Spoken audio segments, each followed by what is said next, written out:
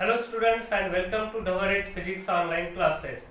Last लेक्चरमध्ये आपण stationery waves या नवीन टाईपच्या वेव्सला स्टार्ट केलं होतं आणि आपण त्यांची डेफिनेशन पाहिली, फॉर्मेशन ऑफ स्टेशनरी वेव्हच्या कंडिशन स्टडी केल्या आणि आपण mathematical treatment for the formation of stationary वेव्हचं स्टडी केलं. त्याच्यामध्ये आपण पाहिले what are the antinodes, what are the nodes, आणि हे सगळं केलं असता आपल्या असं लक्षात आलं when stationary waves are produced then the resultant wave is obtained in the form of loop. आपल्याला जी बी रिझल्टंट वेव्ह मिळाली ती लूपच्या फॉर्म मध्ये मिळते. ठीक आहे, मग आपण असं स्टडी केलं होतं. रिझल्टंट वेव्हचं जे इक्वेशन आपल्याला मिळालं होतं ते या टाइपचं मिळालं होतं, ए साइन ओमेगा इंटू टी या टाइपने इक्वेशन मिळालं होतं आपल्याला. ठीक आहे, मग याच्यामध्ये आपल्याला असं मिळालं होतं की प्रोग्रेसिव्ह वेव्हचा जो इक्वेशनचा जो फॉर्म होता A sine kx minus omega t किंवा ओमेगा टी मायनस kx. तुमच्या लक्षात आलेलं आहे बेटा, तिथं हे x वाली टर्म इथं येत नाही म्हणून आपण असं म्हटलं होतं this wave is neither moving in forward direction nor in backward direction, therefore this wave is a standing wave, so called stationary wave. या टाइपच्या वेव्हज एनर्जी प्रोपोगेट करणार नाहीत म्हणून त्यांना स्टेशनरी वेव्हज असं म्हणतो. ठीक आहे, मग पुन्हा एकदा मी लक्षात आणून दिलंय की स्टेशनरी वेव्हचं इक्वेशन आपल्याला असं मिळालं होतं आणि प्रोग्रेसिव्ह वेव्हचं या टाइपचं इक्वेशन असतं. ठीक आहे, मग तुमच्या लक्षात काय आलं बेटा, तर तुमच्या लक्षात असं आलंय हे एक्स वाली टर्म इथं नसते म्हणून ही वेव्ह कशी स्टँडिंग वेव्ह आहे. बट याच्यातली जर अँप्लिट्यूड काढली तर अँप्लिट्यूडचं इक्वेशन तुला आठवतं बेटा, काय होतं 2a cos of 2 pi x upon lambda या टाइपचं होतं. मग या अँप्लिट्यूड मध्ये मात्र हा x आलेला होता आणि तो सांगत होता this amplitude is not constant but it varies periodically with the space. x सोबत व्हॅरी व्हायला होता periodically. का म्हणतो आपण, कारण साइडला cos आहे and sin and cos are the harmonic function, means what, they are the periodic function. ठीक आहे, म्हणून काय होतंय अँप्लिट्यूड कॉन्स्टंट नाही. ही अतिशय महत्वाची प्रॉपर्टी या वेव्हची आपल्याला लास्ट लेक्चर मध्येच लक्षात आली होती. ठीक आहे, मग तुम्हाला हे स्टेशनरी वेव्हचं इक्वेशन आठवतंय, अँप्लिट्यूड अशी असते, हे प्रोग्रेसिव्ह वेव्हचं इक्वेशन होतं. ठीक आहे, चला आता पुढे जायचं आपल्याला. तुम्ही हे पण काल स्टडी केलं होतं की नोड आणि अँटीनोड काय असतात. अँटीनोड्स काय होतं, antinodes are the points at which particle of medium vibrate with maximum amplitude, त्यांना अँटीनोड असं म्हटलं होतं. On the other hand nodes are those points at which particle of medium vibrating with minimum amplitude, म्हणजे काय, zero असेल, म्हणजे त्या पॉइंटचे particles SHM perform करत नाही. म्हणजे तुमच्या हे सुद्धा लक्षात आलेलं आहे की ज्या स्टेशनरी वेव्हज आहेत याच्यामध्ये all particles do not perform the SHM, सगळेच्या सगळे परफॉर्म करत नाही, काही परफॉर्म करतात आणि जे नोड आहेत हे पार्टिकल मात्र एसएचएम परफॉर्म करत नाहीत. सगळेचे सगळे एसएचएम परफॉर्म करत नाहीत. नोडला जे जे पार्टिकल्स असतील ते एसएचएम परफॉर्म करणार नाही, बाकीचे मात्र एसएचएम परफॉर्म करतात. ठीक आहे, चला मग आता काल जी आपल्याला स्टेशनरी वेव्ह बेटा तुमच्या लक्षात आली, या स्टेशनरी वेव्हच्या प्रॉपर्टीज काय काय असतात, जशा आपण प्रोग्रेसिव्ह वेव्हच्या प्रॉपर्टीज स्टडी केल्या होत्या सेम आता आपल्याला या स्टेशनरी वेव्हच्या प्रॉपर्टीज स्टडी करायच्या. ठीक आहे, हे इक्वेशन लक्षात असू द्या, हे अँप्लिट्यूड लक्षात असू द्या, आपल्याला त्यांची आता गरज पडणार आहे. ठीक आहे, चला आता वन बाय वन आपण सर्व प्रॉपर्टीज नोट करत चलो. चला, ह्याची जी पहिली प्रॉपर्टी बेटा आपल्याला सांगायची ते सांगायची की ह्या वेव्ह प्रोड्यूस कशा होतात. आठवतं का तुला, बघ कालच्या लेक्चर मध्ये आपण स्टडी केलं होतं how the stationary waves are produced. तर आपण पाहिलं होतं काय काय कंडिशन होत्या, दोन आयडेंटिकल प्रोग्रेसिव्ह वेव्ह असाव्या, they are travelling through the same medium along same path in opposite direction and interfere with each other. Then resultant wave कशाच्या फॉर्म मध्ये आलती, लूपच्या फॉर्म मध्ये, and that is the stationary wave. Okay, मग आपल्याला पहिल्यांदा सांगायचंय how the stationary waves are produced. म्हणून पहिली कॅरेक्टरिस्टिक्स नोट करा, मी पण इथं नोट करायला. बघा काय म्हणते पहिली characteristic, these waves are produced, these waves are produced when, बघा काय कंडिशन होती ती मी इथं नोट करायला, when two कसल्या वेव्हज आहेत, identical, when two identical progressive waves. बघा कसल्या वेव्हज असणं गरजेचं आहे, progressive waves are when two identical progressive waves are traveling through the same medium. He condition महत्वाची, थ्रू सेम मीडियम. आणि आणखीन कसं, तर मी कॉमा देऊन आणखीन असं लिहिलं, along same path along same path in opposite direction and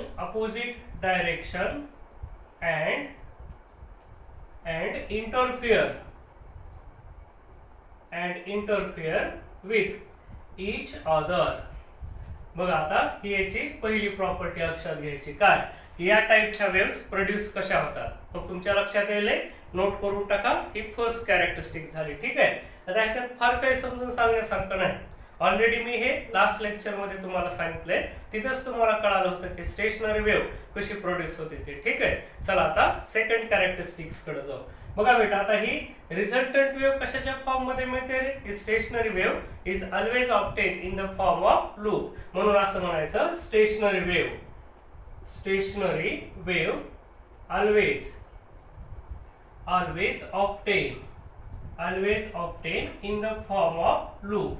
always obtain in the form of loop. एका लूपच्या फॉर्म मध्ये आपल्याला ही वेव्ह मिळते. ठीक आहे. चला आता पुढची कॅरेक्टरिस्टिक्स, हे सुद्धा तुम्हाला कळालेलं आहे. काय होतंय, दोन प्रोग्रेसिव्ह वेव्स अपोजिट डायरेक्शन चालल्या की लूप, असे या टाइपचे लूप्स आपल्याला पाहायला भेटतात आणि या लूपच्या फॉर्म मध्ये आपल्याला वेव्ह मिळते. ओके.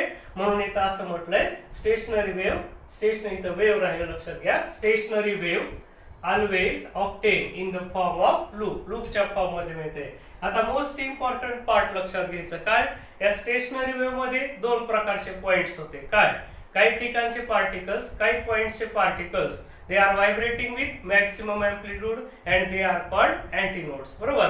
म्हणून मी ही कॅरेक्टरिस्टिक्स नोट करतो. काय म्हणाले बघा मी, देयर आर सम पॉइंट्स. बघा इथं काही पॉइंट्स असतील लक्षात ठेवायचं. There are some points at which, बघा ज्या पॉइंटला काय, there are some points at which particle of मीडियमचा जो पार्टिकल आहे तो काय करतो, it vibrate with maximum amplitude. At which particle of medium vibrates with maximum amplitude. बघा त्यांची एम्प्लिट्यूड कशी असते, मॅक्सिमम असते. आणि त्यांना आर कॉल्ड, काय नाव दिलं होतं आठवा तुम्ही, काय नाव दिलं होतं, आर कॉल्ड अँटीनोड्स. यांना अँटीनोड्स म्हणजे ए न डिनोट केले होते आपण ते. ठीक आहे.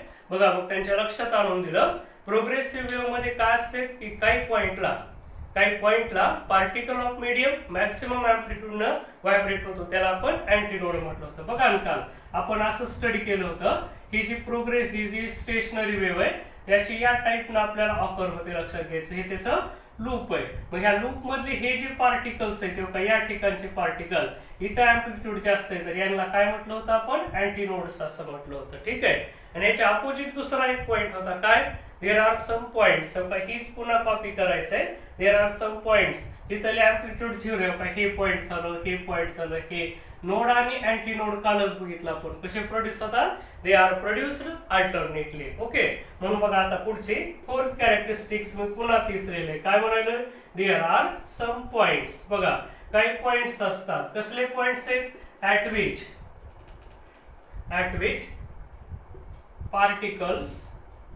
particles of medium. बघा ह्या particles of medium do not perform SHM. बघा तिथले पार्टिकल SHM परफॉर्म करत नाहीत, म्हणजे त्यांची एम्प्लिट्यूड किती, 0. आणि त्याला काय म्हणायचंय, आर कॉल्ड त्यांना नोड्स असं म्हणतो आपण. ठीक आहे.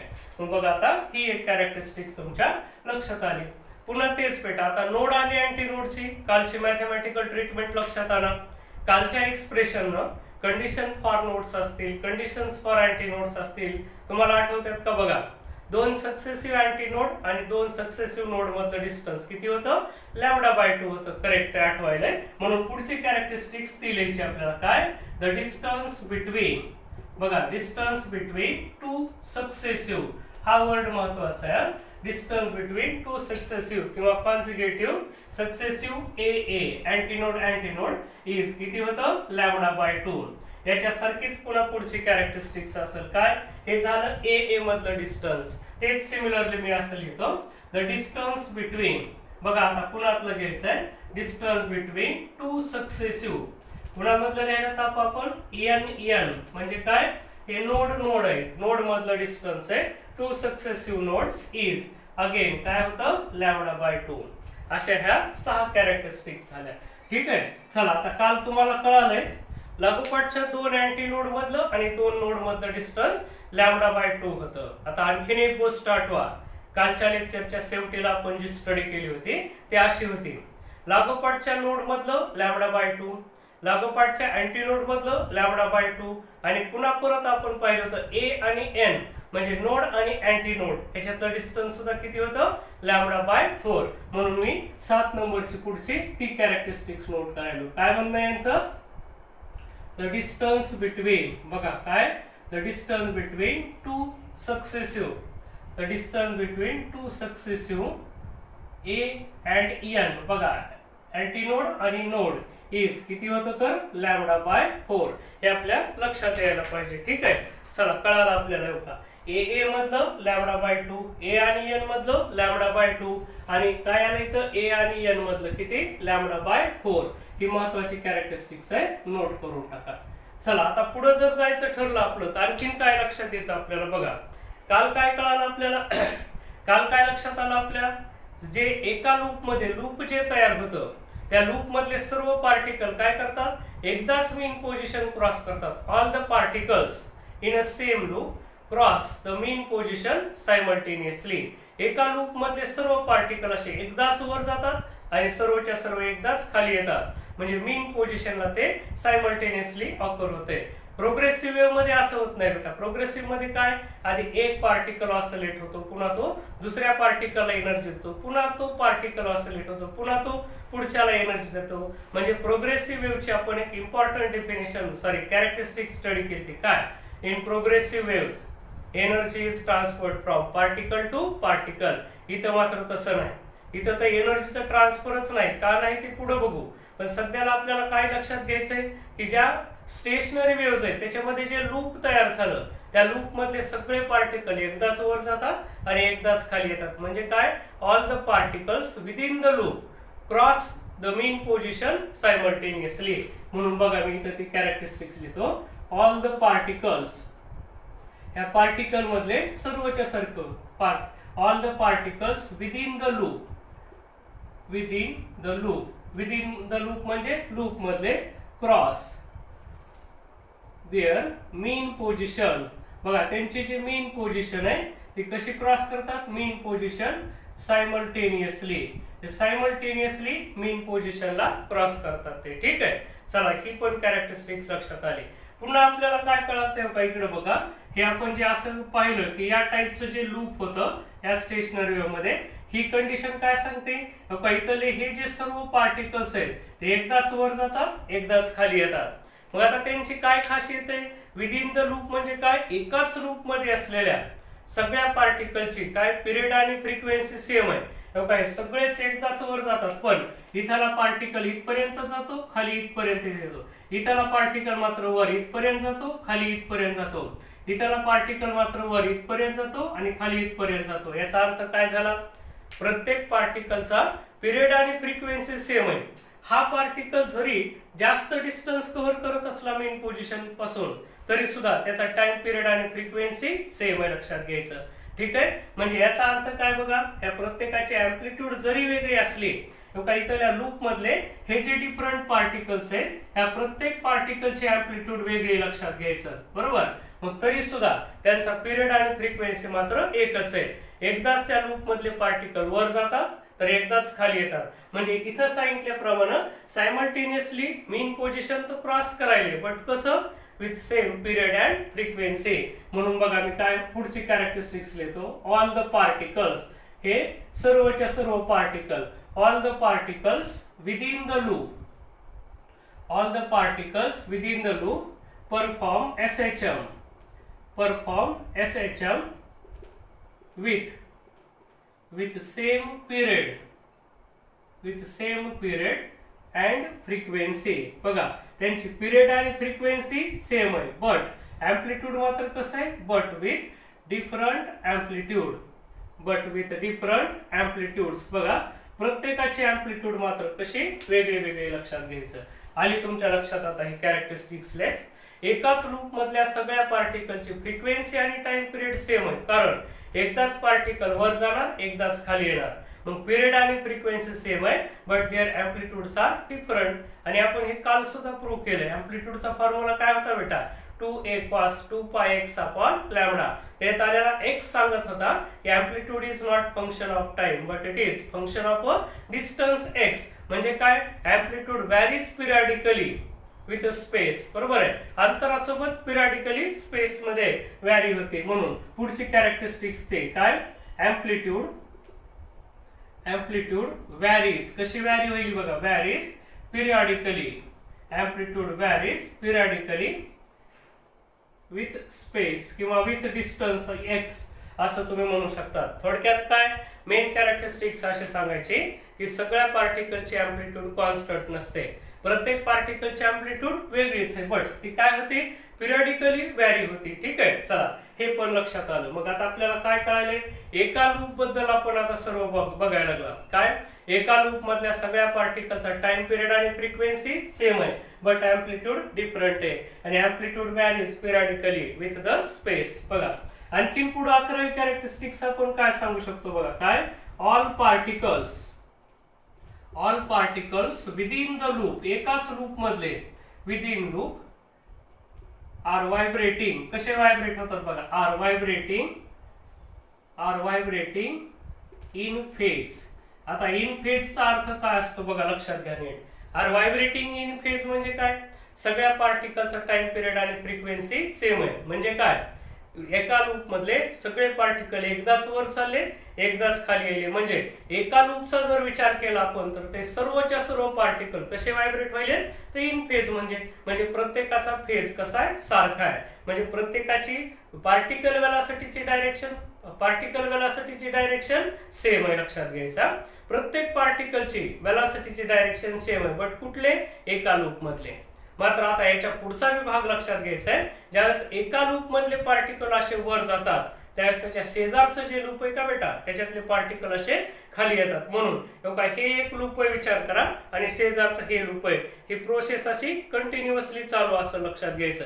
ह्या लूप मधले पार्टिकल वर जातात त्यावेळेस इकडल्या लूपचे पार्टिकल मेन पोझिशनच्या खाली येतात. म्हणजे ह्या टाईपचा भाग हा सारखंच असा तुम्हाला दिसतो. लक्षात घ्यायचं. म्हणून तर आपल्याला हे असे आणि असे या टाईपनं लूप्स पाहायला भेटतात. म्हणजे थोडक्यात फिजिक्स वाले काय म्हणतात त्याला? एका लूप मधले जे बी पार्टिकल्स असतील ते कसे येतं? इन फेज आहेत. लक्षात घ्यायचं. आता विचार करायचा आपल्याला ऍडजस्टंट लूप मधले. म्हणजे बघा एका लूप मधले पार्टिकल वर गेले तर शेजारच्या मधले खाली जातात. म्हणजे नेबरिंग किंवा ऍडजस्टंट लूप मधले पार्टिकल कसे असतात? Are vibrating in out of phase. म्हणून बघा मी असं म्हणतो पुढची कॅरेक्टरिस्टिक्स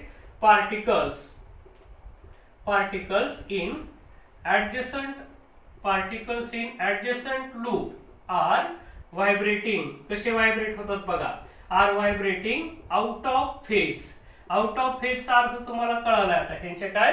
वेलॉसिटीच्या डायरेक्शन, पार्टिकल वेलॉसिटीच्या डायरेक्शन अपोजिट असतात. म्हणजेच काय? एका लूप मधले पार्टिकल असे वर चालले तर बरोबर त्या वेळेला खाली शेजारच्या लूप मधले पार्टिकल हे डाऊनवर्ड डायरेक्शन जातात.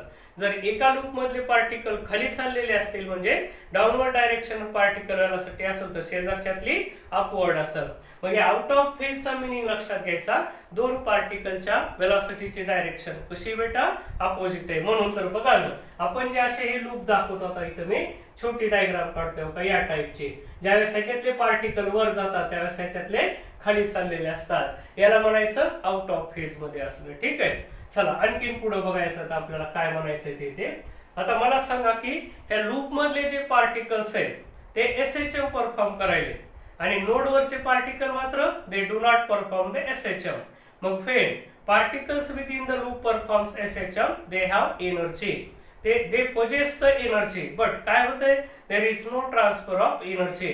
फक्त एनर्जी पुढे प्रोपोगेट होत नाही. का? Due to principle of superposition एनर्जीचं प्रोपोगेशन पॉसिबल नाही. वेव्हनं काय केले? काही रिजन्स तयार केले आणि त्या रिजन्स मधले सर्व पार्टिकल सेम टाईपचं ऑसिलेशन परफॉर्म करायले. म्हणून particle to particle energy transfer होत नाही. म्हणजे याचा काय? All the particle within the loop possess the energy but there is no propagation of the energy. म्हणजे एनर्जीचं प्रोपोगेशन होत नाही. म्हणून वेव्ह वेलॉसिटी किती असते? 0 असते. म्हणून बघा मी ते एक शेवटची कॅरेक्टरिस्टिक्स इथं लिहिलंय. All all particles within loop मधले सर्व पार्टिकल काय करतात possess energy. All particle within loop possess energy but there is no propagation of energy. But there is no propagation of energy. एनर्जीचं मात्र प्रोपोगेशन होत नाही. म्हणजे याचा अर्थ काय, पेन पडला जरा मी पेन उचलतो. म्हणजे याचा अर्थ काय झाला की stationery waves do not transfer the energy through the medium. असा सरळ सरळ याचा मिनिंग घ्यायचा आपल्याला. ठीक आहे.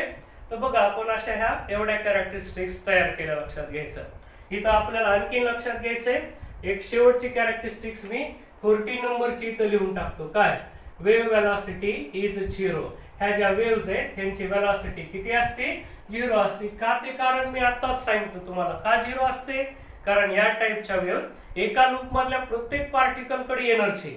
बट प्रोग्रेसिव्ह वेव्ह मध्ये काय होतंय पार्टिकल कडे जी एनर्जी एक पार्टिकल पुढच्या पार्टिकलला एनर्जी प्रोव्हाइड करतो. इथं तसं होत नाही. का होत नाही कारण एका पार्टिकलच्या एका लूप मधले जे सर्व पार्टिकल्स आहेत त्यांची स्टेट ऑफ ऑसिलेशन कशी सेम आहे. मग स्टेट ऑफ ऑसिलेशन सारखे असल्यामुळं पूर्वीचा म्हणजे previous particle is unable to provide the energy to the next particle. एक पार्टिकल दुसऱ्या पार्टिकल एनर्जी देऊ शकत नाही. का देऊ शकत नाही कारण प्रत्येकाची स्टेट ऑफ ऑसिलेशन कशी सेम. बट कुठं विदिन द लूप एकाच लूप मधल्या सगळ्या पार्टिकलची स्टेट ऑफ ऑसिलेशन सारखी असते. म्हणून ते एकमेकाला एनर्जी देऊ शकत नाही आणि वेव्ह मधून अशी एनर्जी पुढे जात नाही. मग लूप मधले जेवढे बी पार्टिकल्स आहेत त्यांच्याकडे एनर्जी आहे नाही असं नाही. ते एसएचएम परफॉर्म करायला म्हणजे they have the kinetic energy but they are unable to transfer the energy. का तर त्याचं रिझन असं आहे एका लूप मधल्या सगळ्याच्या सगळ्या पार्टिकलची स्टेट ऑफ ऑसिलेशन कशी असते सेम असते. लक्षात घ्यायचं. ठीक आहे. चला मग अशा या 14 कॅरेक्टरिस्टिक्स तुम्हाला चांगल्या प्रकारे लक्षात ठेवून त्याच्यात लक्षात असू द्या. मग हे अशा प्रकारे आपण या सर्वच्या सर्व कॅरेक्टरिस्टिक्स व्यवस्थित लक्षात ठेवाव्या. तुम्ही चांगल्या नोट करून टाका. आणि आता ह्या कॅरेक्टरिस्टिक्स आल्याच्या नंतर आपलं जे नेक्स्ट आर्टिकल आहे ते आर्टिकल कोणतं असेल तर डिस्टिंग्विश असेल. आपल्याला आता कम्पेअर करायचंय. कुणाला कुणासोबत कम्पेअर करायचंय ह्या ज्या स्टेशनरी वेव्हज आहेत त्यांना आपल्याला प्रोग्रेसिव्ह वेव्ह सोबत कम्पेअर करायचंय. ठीक आहे. चला तर मग आता बघू आपण comparison between progressive waves and stationary waves. तुम्हाला आता वहीचे 2 कॉलम करायचे आहेत. एका साइडला लिहा प्रोग्रेसिव्ह वेव्हज आणि दुसऱ्या साइडला करा कोणत्या स्टेशनरी वेव्हज. आता मी हे बोर्डवरती लिहित नाही मी फक्त एक्सप्लेन करत चालतो. तुम्हाला मनाने हे घरी काम करायचंय. एक एक पॉइंट रिपीट करायचा आहे. तो याच्यावरच बेस्ड आहे म्हणून मी तो इथल्या इथं तयार करायचा प्रयत्न करतो. ठीक आहे. बघा आता मी एक एक पॉइंट कसा सांगतोय मी बोर्डावर लिहित नाहीये म्हणून तुम्हाला काळजीपूर्वक काय कायचं आहे. कारण हे सगळं एवढं परत लिहिणं आणि त्याला प्रोग्रेसिव्ह वेव्ह सोबत कम्पेअर करणं शक्य नाही. लक्षात घ्यायचं. आपला फार वेळ जाईल त्याच्यामध्ये म्हणून ऐका. पहिल्यांदा सांगितलं की these waves are produced when two identical progressive waves are traveling through same medium along same path in opposite direction and interfere with each other. हे तुम्हाला कळालं की स्टेशनरी वेव्ह कधी प्रोड्यूस होते. बरोबर याच्या एक्झॅक्ट अपोजिट पॉइंट जावा progressive वेव्हला. कसा जावा तर आपण असं म्हणू शकतो प्रोग्रेसिव्ह वेव्ह कशा तयार होतात बेटा. काय होतंय कोणता तरी एखादा पार्टिकल एक ऑसिलेटरी डिस्टर्बन्स आपण तयार करतो. ठीक आहे. When oscillatory disturbance is produced and it propagates the energy through the medium. एक पार्टिकल काय करतो दुसऱ्या पार्टिकलला एनर्जी प्रोव्हाइड करतो आणि हा जर ऑसिलेटरी डिस्टर्बन्स मीडियम मधून असा पुढे पुढे चालला गेला तर काय होतंय there is propagation of the energy there is transfer of the energy आणि आपण त्याला म्हणतो कसली वेव्ह तयार झाली तर प्रोग्रेसिव्ह वेव्ह तयार झाली. लक्षात घ्यायचं. ठीक आहे. मग प्रोग्रेसिव्ह वेव्ह कधी तयार होते these waves are produced when काय oscillatory disturbance is produced in a medium and it propagates the energy through that medium. त्याने एनर्जी प्रोपोगेट केली की आपल्याला प्रोग्रेसिव्ह वेव्हज तयार होतात. ठीक आहे. बघा आता ह्याच्यामध्ये काय येते stationary waves always obtain in the form of loop. Progressive wave कशा मिळत होत्या बेटा त्या जर ट्रान्सफर वेव्ह असतील तर क्रेस्ट आणि ट्रफ असे मीडियमचे 2 भाग करायच्या. And if they are the longitudinal waves then medium get divided into the compression and rarefaction. ठीक आहे. पुढे काय म्हणते there are some point at which particle of medium vibrate with maximum amplitude are called antinodes. ह्याच्यामध्ये अँटीनोड्स आणि nodes होते. लक्षात घ्या. पण इथला एक मेन बेसिक डिफरन्स लक्षात घ्यायचा. काय की प्रोग्रेसिव्ह वेव्ह मध्ये नीट नोट करा, प्रोग्रेसिव्ह वेव्ह मध्ये all the particles of medium performs SHM. परत एकदा मी रिपीट करतोय, हा पॉइंट मोस्ट इम्पॉर्टंट आहे, हा बेसिक डिफरन्स आहे त्या दोन्ही मधला. काय सांगते हा, all the points in a progressive wave, all the particles in progressive waves perform SHM. लक्षात येतंय, प्रोग्रेसिव्ह वेव्ह मध्ये सर्वच्या सर्व पार्टिकल SHM परफॉर्म करतात. But in case of the stationery waves आपण आता स्टडी केलेले नोडच्या ठिकाणी जे पार्टिकल्स आहेत का बेटा, ते do not perform the SHM. ठीक आहे, म्हणून हा बेसिक डिफरन्स आहे आणि मोस्ट इम्पॉर्टंट डिफरन्स आहे. मग कसा नोट करताल, स्टेशनरी वेव्ह मध्ये तुम्ही असं सांगताल all the particle performs SHM except particles at the nodes. ठीक आहे, इकडे काय म्हणतात, all the particles of medium perform SHM. मग हा सुद्धा एक आपला डिफरन्स झाला. इकडे नोडचे परफॉर्म करत नाहीत, इकडे मात्र म्हणजे कुठं प्रोग्रेसिव्ह वेव्ह मध्ये सर्वच्या सर्व पार्टिकल SHM परफॉर्म करतात. ठीक आहे, चला आता पुढच्या डिफरन्स कडे जाऊ. आणखीन तुम्हाला आठवत असेल कोणता डिफरन्स आपण एक्सप्लेन करू शकतो, एम्प्लिट्यूडचा. आठवा, प्रोग्रेसिव्ह वेव्ह मध्ये amplitude of all particle is constant. सगळेचे सगळे पार्टिकल सेम एम्प्लिट्यूड न ऑसिलेट होतात. लक्षात घ्या, याच्यात मात्र तसं नाही. आत्ताच बघितलं आपण, एकाच लूप मधल्या प्रत्येक पार्टिकलचे एम्प्लिट्यूड डिफरंट आहे.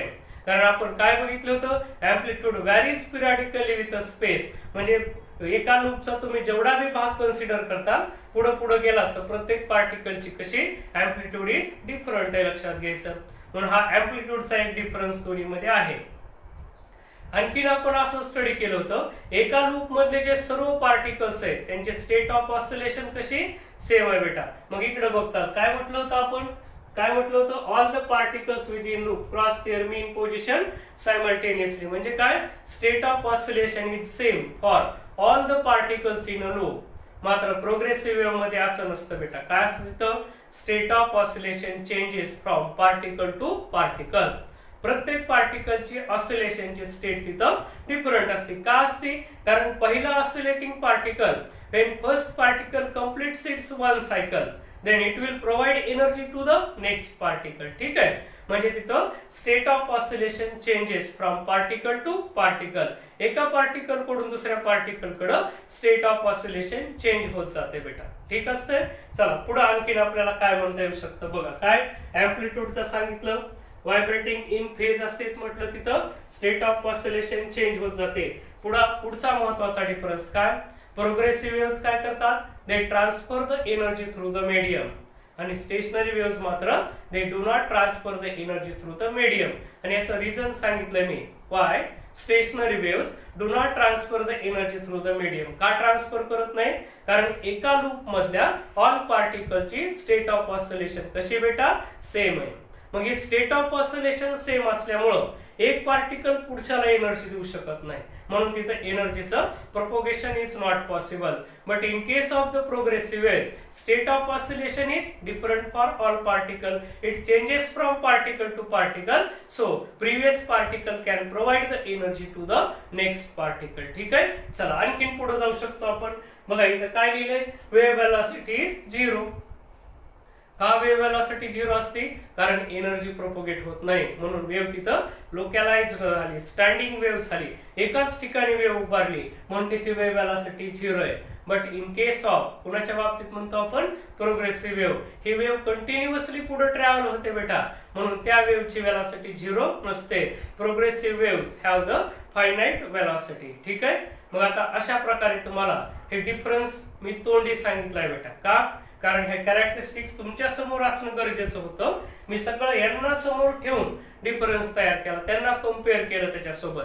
मग आता मेन डिफरन्स शेवटचा एका ओळीचा काय, प्रोग्रेसिव्ह वेव्ह आणि स्टेशनरी वेव्ह मधला मेन डिफरन्स काय, stationary waves do not transfer the energy through medium, हे मात्र काय, transfer the energy through the medium.